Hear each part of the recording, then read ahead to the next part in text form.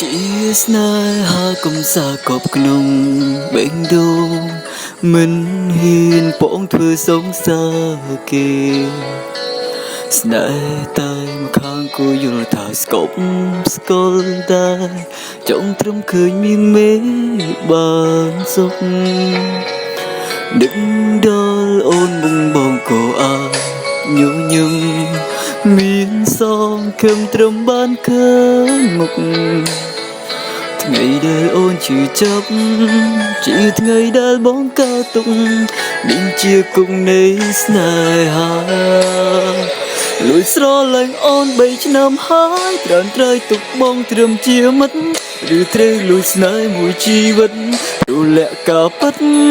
នឹងមានចិត្តលើបងខ្លាំងដែរតែនេះមែអូនដឹងឬមិនដឹងថាបេះដូងម្នាក់នឹងលាក់ក្តីស្នេហ៍លួចស្រឡាញ់អូន3ឆ្នាំដែរប៉ុន្តែមិនដែលហ៊ានសារភាពគិតថានឹងខ្លួនតូចទីមិនអាចប្រៀបនឹងគេចង់ឃើញអូនជួបនូលល្អមករំពីអូនសឹងគ្រូពេលខ្លាចยิ่งไม่ជួបមនុស្សបោកប្រាស់ស្នេហ៍ធ្វើបាប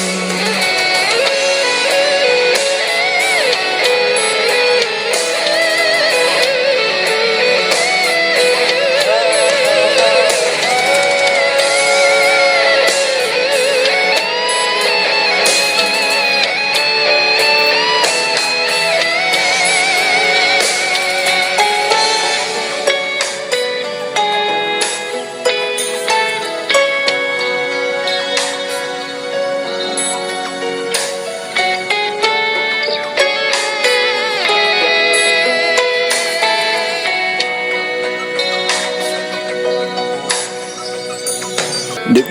ដល់អូនបងក៏អាចញញឹមមានសងខឹមត្រឹមបានឃើញមុខថ្ងៃដែលអូនជឿចាប់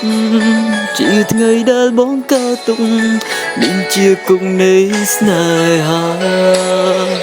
លួចស្រឡាញ់អូន3ឆ្នាំហើយត្រាំត្រៃទុកបងត្រឹមជាមិត្តឬត្រូវលួចស្នេហ៍មួយជីវិតរលាក់ការពិតនឹងមានចិត្តលើបងខ្លាំងដែរតែនេះមែអូនដឹងឬមិនដឹងថាបេះដូងម្នាក់នឹងលាក់ក្តីស្នេហ៍លួចស្រឡាញ់អូន3ឆ្នាំដែរប៉ុន្តែមិនដែលហ៊ានសារភាពគិតថានឹងខ្លួនតូចទី